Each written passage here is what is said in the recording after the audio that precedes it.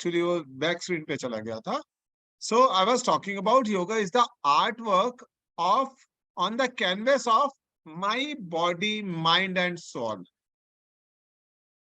जैसे कि मैंने बताया, योगा बहुत पुराने समय से भारतीय सभ्यता का अभिन्न अंग रहा है, परंतु इसको प्रसिद्धि मिली पहली से छठी सेंचुरी के बीच, जब पतंजलि, आज वाला पतंजलि नहीं दोस्तों, जब पतंजलि योग सूत्र ने योग के बारे में डिफ्रेंशिएट करके बताया, लगभग 1000 एडी में, मतलब 1060 के आसपास पतंजलि ने एंशियंट मेडिटेशन प्रैक्टिसेस और योगा सूत्रों के बारे में लोगों को अवेयर किया, उनके बीच में गया, उसकी खासियत बताई और उन्हें योगा करने के लिए पूरी तरह से प्रेरित किया।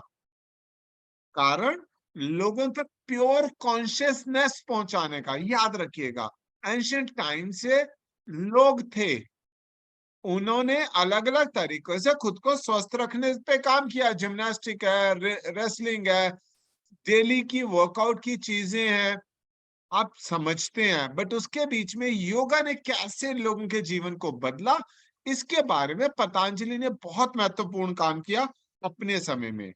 उसने ये समझाया योगा के 3 कोर्स है, मतलब 3 कोर्स योगा है।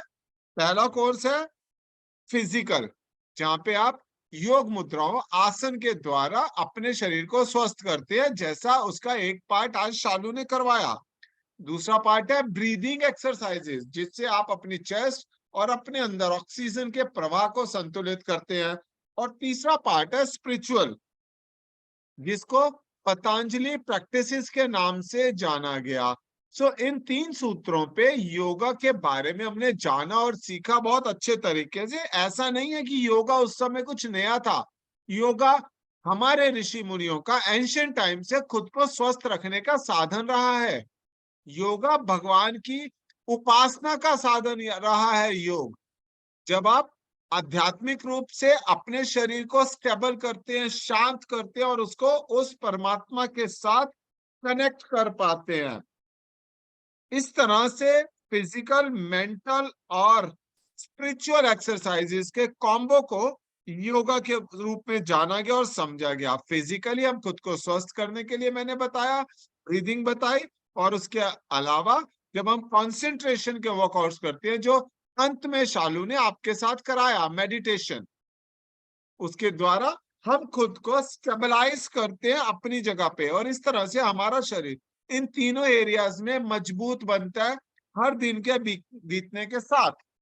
अब अगर मैं कुछ स्पेसिफिक क्लेम करूं योगा के साथ, तो शायद ये ज्यादती होगी, क्योंकि योगा होलसम हमारे शरीर को बदलता है। योगा के जो बेनिफिट्स है उनको बांधा नहीं जा सकता कि कौन सा पार्ट ज्यादा ताकतवर है, फिजिकल, मेंटल या स्पिरिचुअल, नहीं बांधा जा सकता। It is having a robust benefits on our body. Physical में हम अपने मसल्स को रिलैक्स भी करते हैं और उनको स्ट्रेंथन भी करते हैं, हम अपने सेल्स को इंप्रूव करते हैं। स्पिरिचुअल में हम अपनी मेंटल स्ट्रेंथ को हासिल करते हैं, और ब्रीदिंग में हम अपनी चेस्ट को, भाई जीवन के लिए तीनों जरूरी है ना, अपनी चेस्ट को ओपन करते हैं, उसके अंदर ऑक्सीजन का प्रवाह लेके आते हैं। योगा हमें मदद करता है हमारी हार्ट प्रॉब्लम, हमारी chronic disease problems, chronic bronchitis, oxygen के स्टिमुलेशन, मसल्स पे। हर तरह से योगा हमारे जीवन में बदलाव लाता है और योगा हमारे जीवन को ताकतवर बनाता है। उसके बारे में सीखना और समझना सबसे जरूरी है।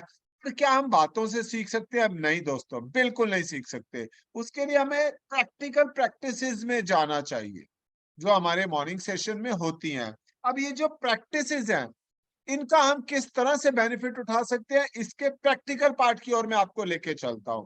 हमें समझना है कि योगा में जब हम अपनी फिजिकल वर्कआउट के बाद मसल्स करते हैं, हमने आसन किया, जैसे आज शालू ने आपको मकरासन, मंडूकासन करवाया, उसके अंदर ताकत लगी, उसने हमें स्ट्रेचिंग करवाई, बहुत फेवरेट है मेरा तिर्यक ताड़ासन। दोनों हाथों को ऊपर खींच के पूरी बॉडी को लेफ्ट करना, राइट करना, इसके अंदर आपकी पूरी बॉडी में ब्लड का, खून का, रक्त का दौरा बढ़ा और उसका संचार हुआ आपके हर अंग प्रत्यंग पार्ट्स तक। अब इसके बाद क्या करना है? उठो और काम पे लग जाओ? नहीं, बिल्कुल गलत। आपको रिलैक्स करना है। आप शवासन में जाएं, आप मकरासन में जाएं। कितनी देर जाएं? आधा मिनट, 1 मिनट? नहीं नहीं, थोड़ा सा समय दीजिए। सबसे पहले आपकी जो, देखिए हमारे पास समय का कंस्ट्रेंट रहता है पर आपके पास नहीं है। आप अपना मॉर्निंग सेशन में आने से पहले अपनी बॉडी को वार्म अप करके आ सकते हैं, इसका पार्ट बन सकते हैं, उसके बाद तक कंटिन्यू रख सकते हैं। हमारे पास समय का अभाव रहता है पर आपके पास नहीं है। आप अपने समय का बेहतर उपयोग कर सकते हैं। आप शाम को योगा कर सकते हैं, जरूरी नहीं है सुबह ही करना। परंतु एक चीज ध्यान रखनी है, खाने के कम से कम 3 से 4 घंटे के बाद, खाने के इमीडिएटली बाद आपको सिर्फ वक्रासन ही आप लगा सकते हैं, उसी की परमिशन है और किसी आसन की परमिशन नहीं है योग में। अब इंपॉर्टेंटली अगर हम समझे तो शवासन और मकरासन आपको कितनी देर लगाना है? आपको कम से कम 10 मिनट तक शवासन में जाना चाहिए। पूरी बॉडी को रिलैक्स कर दो, पूरी बॉडी को स्टिमुलेट कर दो। इसके बाद आपको फटाफट अपने डेली रूटीन की तरफ नहीं भागना है। Go for a brisk walk, क्योंकि अभी आपकी पूरी नाड़ियों को खींचा गया है, उनमें रक्त का संचार हुआ है, उसमें जगह बनी है। अब आपको क्या करना है? एक ब्रिस्क वॉक मारोगे तो वो खून का दौरा आपकी नलियों में जमे हुए कचरे को साफ कर देगा। आपके लंग्स जो अभी ओपन हुए ऑक्सीजन को इनहेल करने के लिए, ऑक्सीजन का प्रवाह करेगा। और जब आपकी आर्टरीज क्लियर होंगी तो क्या होगा? आप एक बेहतर शारीरिक स्वास्थ्य को हासिल कर पाएंगे। इसके बाद क्या करना है? आपको हाइड्रेट करना है खुद को। हाइड्रेट कैसे करना है? उठाया गिलास, गट गट गट गट गट गट, गलत। आपको क्या करना है? उठाया गिलास, एक सिप किया और मुंह में घुमा के आराम से उसको अंदर लेके गए, ताकि आपके सेल को वाटर का रेप्लेनिशमेंट मिले। इसके अलावा आपको आपके वाटर में कुछ एंटीऑक्सीडेंट्स डालना है। कौन से? जीरा, सौंफ, या आप अफ्रेश, जो अभी हमने सुबह पी है, फ्रेश का यूज कर सकते हैं। आप अपने, 1 मिनट में थोड़ा सा वाटर ले लो, इसी तरह से पीना है जैसे मैंने पिया, सिप करके। आप अपने पानी में एंटीऑक्सीडेंट प्रॉपर्टीज को डालेंगे। जीरा या सौंफ का पानी पीजिए, या फिर आप हॉट एफ्रेश पीजिए, ल्यूकवार्म गुनगुनी एफ्रेश पीजिए। ये एंटीऑक्सीडेंट है आपकी बॉडी में। भी आपने योगा किया तो जो ऑक्सीडेंट्स उत्पन्न हुए या उनको बॉडी ने खाली किया, उनको आप बाहर निकालने में मदद करेंगे। आपका, याद रखिएगा, योगा के एक सेशन के बाद आपका एब्सॉर्प्शन बहुत हाई हो जाता है। अब हाई एब्सॉर्प्शन में क्या खाना है? फटाफट गए एक ब्रेड बटर खा लिया, गलत। क्या खाना है? आपको हेल्दी फूड की ओर जाना है। आपको समझना है, आपको बैलेंस फूड लेना है, आपको प्रोटीन रिच डाइट लेनी है, आपको टोफू लेना है, आपको पनीर लेना है, आपको दूध लेना है, आपको नट्स लेने हैं, आपको सीड्स लेने हैं, आपको फ्रूट्स लेने हैं। और आप सबसे खूबसूरत चीज, ये शेक का एक गिलास पी सकते हैं। सब कुछ है बैलेंस इसमें। आपको क्या चाहिए? हाई प्रोटीन, क्योंकि अब आपने वर्कआउट किया है। कार्ब्स नहीं चाहिए, कार्ब्स खाओगे तो वापस से आओगे। तो आप अगर इसके बाद अपना एक हेल्दी शेक, यमी शेक बना के पीते हैं, तो आपकी बॉडी को बहुत एंजॉय करने वाली है।